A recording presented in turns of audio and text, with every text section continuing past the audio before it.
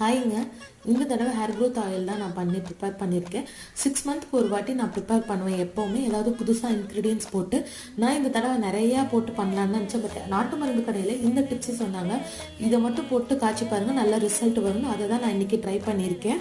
So கொஞ்சம் hair fall எனக்கு control ஆகின மாதிரி இருக்குது இது யூஸ் பண்ணதில் இருந்து.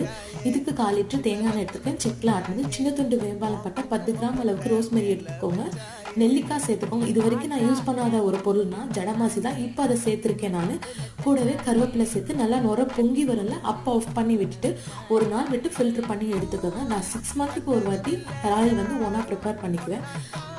அதை அப்ளை பண்ணும் போது என்ன பண்ணுவேன்னா 6 மந்த்க்கு ஒரு ஹேரையும் ட்ரிம் பண்ணி விட்டுருவேன். அப்போ தான் அந்த ஹேர் ஆயில் எப்படி நமக்கு க்ரோத் ஆகும் என்னங்கிறதுக்காக நான் பண்ணி விட்டுருவேன்.